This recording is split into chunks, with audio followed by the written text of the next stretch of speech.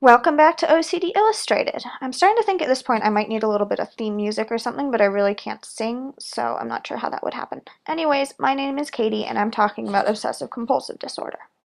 And this is a mottos and sayings video where I explain some useful sort of catchphrases for keeping yourself on track with fighting obsessive compulsive disorder.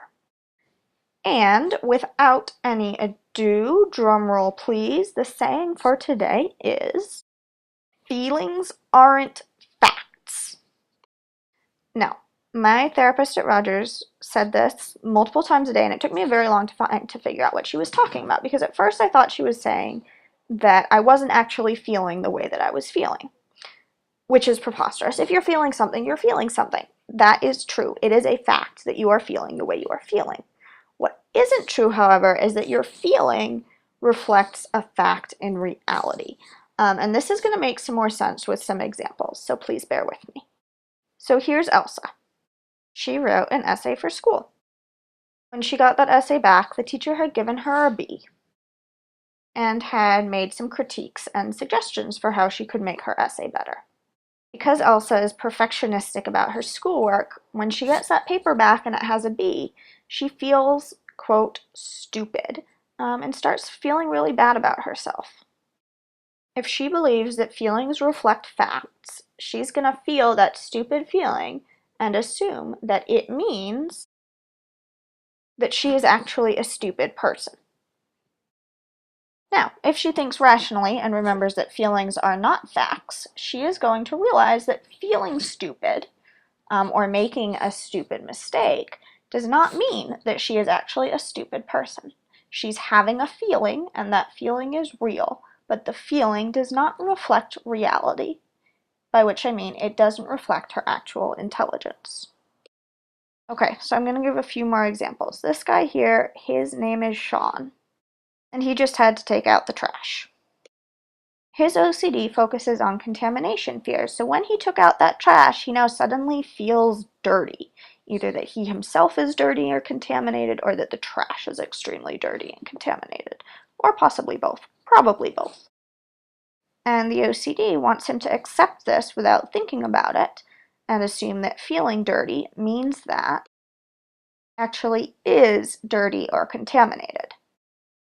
However, if he remembers that feelings aren't facts, he is more likely to realize that feeling dirty doesn't mean that he actually is dirty, and thus he's going to be more motivated to kind of challenge back that obsession and to resist doing the compulsions that go with it.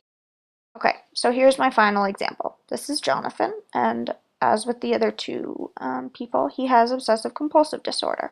His primary obsession is that he has either told a lie or done something awful and then lied in saying he didn't do it. So that's why I gave him the little speech bubble saying he didn't do it. However, remember that this is an obsession, right? He didn't actually do the thing he's worrying about. So in this case, he didn't actually lie, but is worrying that he did lie. And as a result, his OCD pops up with a particular kind of distress, and that kind of distress is overwhelming guilt. Despite not doing anything, he feels really, really, really guilty.